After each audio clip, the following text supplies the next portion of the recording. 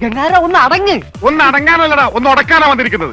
നമ്മൾ ഇതിനെ കുറിച്ച് ആധികാരികമായിട്ട് പറയാൻ അറിയില്ലെങ്കിലും മദ്രസകളിലൊക്കെ പഠിച്ച ഒരാൾ എന്ന നിലക്ക് സാറ് പറയുമ്പോൾ ഞങ്ങൾക്ക് കാരണം ഒരു നിലക്കും ഞാനൊന്നിങ്ങനെ സംസാരിക്കാനുള്ളൊരു കേപ്പബിലിറ്റി ഉള്ള ആളൊന്നും അല്ല.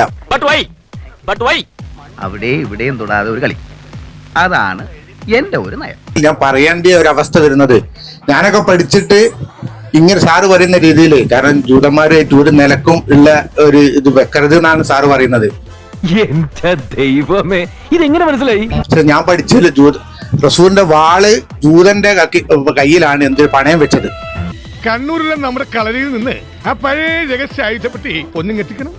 പകല് വേണ്ട, രാത്രി മതി.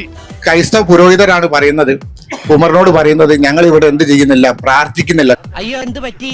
കാരണം ഞങ്ങൾ പ്രാർത്ഥിച്ചതിന്റെ ഫലമായിട്ട് നാളെ മറ്റൊരാള് ഒരു അവകാശവാദം ഇവിടെ ഉന്നയിക്കുകയാണെങ്കിൽ അത് ബുദ്ധിമുട്ടാവുമല്ലോ. അയ്യോ പാവം, പച്ചവെള്ളം ചവച്ചു കുടിക്കുന്ന പൂച്ചല്ലേ ഇവൻ എന്ന് കരുതിയിട്ട് മതസൗഹാർദ്ദത്തിൽ നിൽക്കണമെന്നും അങ്ങോട്ടും ഇങ്ങോട്ടും നല്ല രീതിയിൽ നിൽക്കണം എന്നുള്ളതാണ് മതത്തിന്റെ മദ്രസകളിലൊക്കെ ഞങ്ങൾ പഠിപ്പിക്കുന്നത്. നീ ഒന്ന് ശരിക്ക് തള്ളേ. ഞാൻ ശരിക്കും തള്ളുന്നുണ്ടോ? പിന്നെ ഇസ്ലാമികപരമായ ഇതുള്ള സ്ഥലത്ത് അതിൻ്റെതായ ചില മാറ്റങ്ങളൊക്കെ ഉണ്ടാവും. ഇന്നത്തെ കോട്ട കഴിഞ്ഞു. പിന്നെ സാറിനെ പോലുള്ള ഒരാള് ഇങ്ങനത്തെ ഉള്ള ഒരു മതം എല്ലാരോടും കൂടി നിൽക്കുന്ന ഇന്ത്യ പോലത്തെ ഒരു രാജ്യത്ത് മതങ്ങളെ ഊട്ടി ഉറപ്പിക്കാനുള്ള കാര്യങ്ങളല്ല ചെയ്തു വരേണ്ടത്.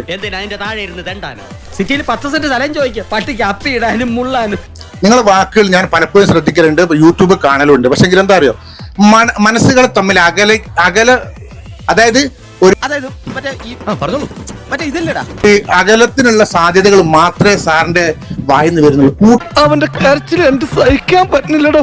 സ്നേഹത്തിന്റെ മതങ്ങളെ തമ്മില് BJP ആയിക്കോട്ടെ, CPM ആയിക്കോട്ടെ, കോൺഗ്രസ് ആയിക്കോട്ടെ, നമ്മൾ അങ്ങോട്ടും ഇങ്ങോട്ടും അടുപ്പിക്കാനുള്ള ഒന്നും നിങ്ങളുടെ ഭാഗത്തുനിന്ന് ഉണ്ടാവുന്നില്ലല്ലോ.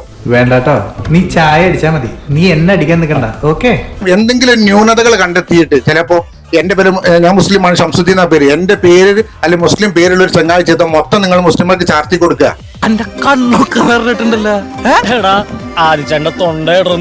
എന്തെങ്കിലും ഒന്ന് ചെയ്ത് കാണുമ്പോ നേരെ അത് മതത്തിന്റെ പേരിലേക്ക് വെച്ച് കെട്ടിയിട്ട് ഉള്ള പരിപാടി, അത് മതവിശ്വാസികൾ എല്ലാവരും അങ്ങനെയാണെന്നാണ്. നീ വിഷമിക്കാണ്ടിരിക്കും. എനിക്കെന്ത് വിഷമം? എനിക്കൊരു വിഷമമില്ല.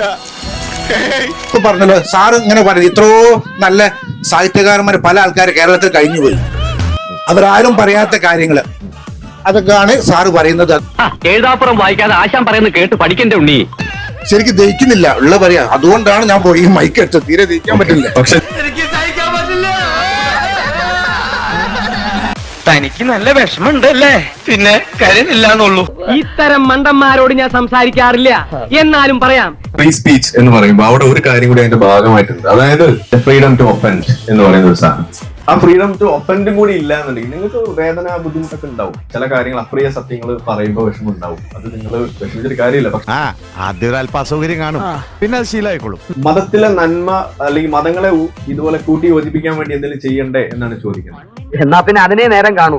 ഒന്നാമത്തെ കാര്യം, മതങ്ങൾ നന്മയാണ് എന്നുണ്ടെങ്കിൽ, മതങ്ങൾ മുഴുവൻ ഭയങ്കര പീസ് ലവിങ് ആയിട്ടുള്ള സാധനമാണെന്നുണ്ടെങ്കിൽ ഇത് എന്തിനാണ് നമ്മൾ ഫോഴ്സ്ഫുള്ളി കൂട്ടി യോജിപ്പിക്കേണ്ടി വരുന്നത്? അത് ബൈ ഡിഫോൾട്ട് കൂട്ടി യോജിച്ച് നിൽക്കേണ്ട സാധനമല്ലേ?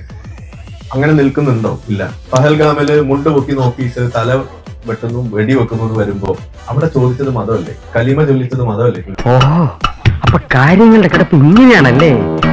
ഇതൊരു വെറും കഥയല്ല. അപ്പൊ അവിടെ ഒരു പ്രശ്നമുണ്ട്, മതങ്ങൾ തമ്മിൽ ഒരു വിഷയം അവിടെ ഉണ്ട് എന്നത് വരുമ്പോ അത് നമ്മൾ അഡ്രസ് ചെയ്യണം. അവിടെ ചിലപ്പോൾ നിങ്ങൾക്ക് ഒഫൻഡഡ് ആകും, വേറെ വഴിയില്ല. മുണ്ട് പൊക്കി നോക്കിയത് രാജധാനിയുടെ സമയം ചോദിക്കാനല്ല എന്ന് പറയേണ്ടി വരുന്നത് അതുകൊണ്ടാണ്. അങ്ങനെ പറയുന്നോണ്ട് നിനക്ക് വല്ല വിഷമണ്ടാ? അത് കലിമ ചൊല്ലിക്കുന്നത് എന്തിനു വേണ്ടിയിട്ടാണ്? അറബി അറിയോ എന്നറിയാൻ വേണ്ടിയിട്ടല്ല, അത് മുസ്ലിം ആണോ എന്നറിയാൻ വേണ്ടിയിട്ട് തന്നെയാണ്. ഇന്ന് നടക്കുന്ന തീവ്രവാദ ആക്രമണങ്ങൾ നിങ്ങൾ എടുക്കുക, ഗ്ലോബൽ ടെറർ ഇൻഡെക്സ് എല്ലാ വർഷവും അവർ അതിന്റെ കണക്ക് പുറത്തു വിടുന്നു. നമ്മളെയാണല്ലോ മച്ചമ്പി.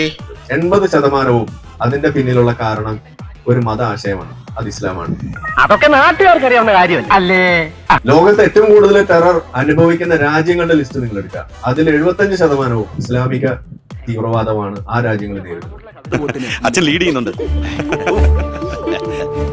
ഏതെങ്കിലും ഒരു വീഡിയോയുടെ കമന്റ് ബോക്സ് കൂട്ടി വെക്കേണ്ടി വന്നിട്ടുണ്ടെങ്കിൽ സഫാരി ചാനലിൽ അത് ജോസഫ് മാഷിന്റെ അനുഭവം പങ്കുവെക്കുന്ന ഒരു വീഡിയോ പങ്കുവെച്ചപ്പോഴാണ്. ഞാനത് ചോദിക്കരുതായിരുന്നു പറഞ്ഞിട്ട് താഴെ വന്ന കമന്റ് ജോസഫ് മാഷിന്റെ കൈയല്ലായിരുന്നു വെട്ടേണ്ടിയിരുന്നത്, തലയായിരുന്നു വെട്ടേണ്ടിയിരുന്നത് എന്ന് പറയുന്ന ആളുകൾ ഇവിടെ ഉണ്ടെങ്കിൽ നിങ്ങൾ ഇവനെ വല്ല മനസാക്ഷി എന്ന് പറഞ്ഞ സാധനമുണ്ടോ? ഇവന്മാരൊക്കെ ക്രിമിനൽ മൈൻഡടാ. തീരുമാനിക്കുക ആ മുസ്ലിം അങ്ങനെ കമന്റ് ഇടുന്ന മുസ്ലിം തീവ്രവാദിയാണോ, പീസ് ലവിങ് മുസ്ലിം ആണോ, അത് എന്ത് ജാതി മുസ്ലിമാണ് നിങ്ങൾ തീരുമാനിക്കുക. ഇവനൊക്കെ എന്ത് ചെയ്യണമെന്നറിയാവോ? വെടി വെച്ച് കൊല്ലണം. ഇവിടെ ഹമാസ് തീവ്രവാദ സംഘടനയാണോ എന്ന് ചോദിച്ചപ്പോ അല്ല എന്ന് പറയുന്ന ആളുകളെ നമ്മൾ കാണുന്നത്. തീവ്രവാദ സംഘടനയായിട്ട് US മറ്റ് പല രാജ്യങ്ങളും ഇതുപോലകം അവിടെ മുദ്ര കൊടുക്കപ്പെട്ടിട്ടുള്ള ഹമാസിനെ ഇവിടെ നമുക്ക് തീവ്രവാദമായിട്ട് അംഗീകരിക്കാൻ കഴിയുന്നില്ല, പറയാൻ കഴിയുന്നില്ല എന്നുള്ളതാണ്. ഫോർ എക്സാമ്പിൾ ഇവിടെ അജ്മൽ കസബിന് വേണ്ടിയിട്ട് മയ്യത്ത് നിസ്കരിക്കുന്ന ആളുകളെയാണ് കാണുന്നത്. ഞാനുണ്ടായിരുന്ന മഹല്ല് പള്ളിയിലാണ് ഒസാമ ബിൻ ലാദന് വേണ്ടിയിട്ട് മയ്യത്ത് നിസ്കരിച്ചത്. തോന്നി അതങ്ങനെ വരൂ, അതങ്ങനെ സംഭവിക്കൂ, ഈ ലോകത്തിന്റെ ഒരു പോക്കേ. പിന്നെ മദ്രസയിൽ എന്ത് പഠിക്കുന്നു എന്ന് ചോദിച്ചു കഴിഞ്ഞാൽ, മദ്രസയിൽ ഞാൻ എപ്പോഴും തമാശക്കായിട്ടാണ് പറയുന്നത് ബാഹുബലി 1 ആണ്. ബാഹുബലി 2 ഒരിക്കലും മദ്രസയിൽ ഉണ്ടാവില്ല. കുടിക്കുക, തല്ലും പിടി ഉണ്ടാക്കുക. ആരാടാ നിന്നെ ഈ ദുശീലങ്ങളൊക്കെ പഠിപ്പിച്ചത്? അത് നിങ്ങൾ സ്വയം കണ്ടെത്താൻ ശ്രമിക്കുക. പുസ്തകങ്ങൾ ഓൺലൈനായിട്ടൊക്കെ ഇന്ന് ഇഷ്ടംപോലെ അവൈലബിൾ ആണ്. ഇന്റർനെറ്റ് എന്ന് പറയുന്നത് ഇത്തരം എല്ലാ കപടശാസ്ത്രങ്ങളുടെയും ഈ മതങ്ങളുടെയും ഒക്കെ അന്തകനാണെന്ന് പറയുന്നത് അതുകൊണ്ടാണ്. ഇതൊക്കെ നമ്മുടെ കൈ കിട്ടണമായിരുന്നു, അടിച്ച് കാലക്ക് കൈ കൊടുത്തനെ ഇല്ലടാ. ഒരു കാര്യം കൂടി, 10-20 വർഷമായിട്ട് എക്സ് മുസ്ലിം ആയിട്ട് ജീവിക്കുന്ന താങ്കൾ, ചോദിക്കണ്ട അമ്മൂമ്മയുടെ ചോദ്യം. താങ്കൾ ഇന്ന് ഈ സദസ്സിൽ പറഞ്ഞ പ്രകാരം ജിഹാദ് എന്ന് പറയുന്നത് തെറ്റാണെങ്കിൽ,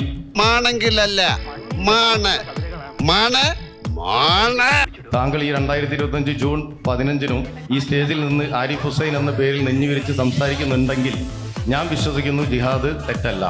എങ്ങനെ ഇത് കിട്ടണത് നീ മേടിച്ചോ? അത് തിരിഞ്ഞു നിന്നിട്ട് ഇവിടെ ഇരിക്കുന്ന മഫ്തിയിൽ ഇരിക്കുന്ന പോലീസുകാരോടൊന്ന് പറയും. അതാണ് എനിക്ക് പറയാനുള്ളത്. ഓക്കെ,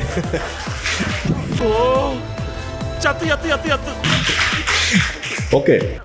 എന്താടാ നീ ഇങ്ങനെ തന്തയ്ക്ക് പറഞ്ഞതുകൊണ്ട്?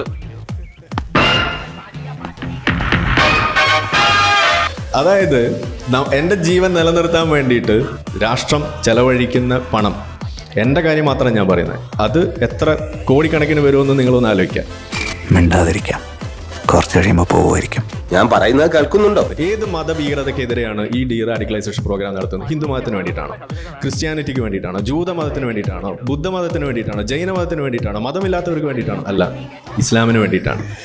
ഈ വിഷയത്തിലൊക്കെ വർഷങ്ങളോളം ഗവേഷണം നടത്തിയിട്ടാ ഞാൻ ഈ കോട്ടും പാപ്പാസും ഒക്കെ ഇട്ടത്. ഈ യാഥാർത്ഥ്യത്തിന് മുന്നിൽ നിന്നിട്ടാണ് നമ്മൾ സംസാരിക്കുന്നത്. അത് പറയുമ്പോൾ അവിടെ വന്ന് നിന്നിട്ട് ഇതേപോലെയുള്ള ഈ അവൈലബിലിറ്റി ബയസ് വെച്ചുകൊണ്ട് ഞാൻ ജീവനോട് ഇരിക്കുന്നു, അതുകൊണ്ട് ഇസ്ലാമിൽ ജിഹാദ് ഇല്ല, ജിഹാദ് നന്മയാണെന്നൊക്കെ പറഞ്ഞു, നിങ്ങൾക്ക് ഈ സാധനം മനസ്സിലായിട്ടില്ല എന്നാണ് എൻ്റെ അർത്ഥം. അമ്മ അപ്പോഴേ പറഞ്ഞത് അച്ഛന്റെ ട്രൗസർ ഇടണ്ടാന്ന്. നിങ്ങൾ ഇതിലേക്ക് ഇറങ്ങി തിരിക്കുമ്പോഴേ നിങ്ങൾക്ക് കാര്യം പിടികിട്ടുള്ളൂ.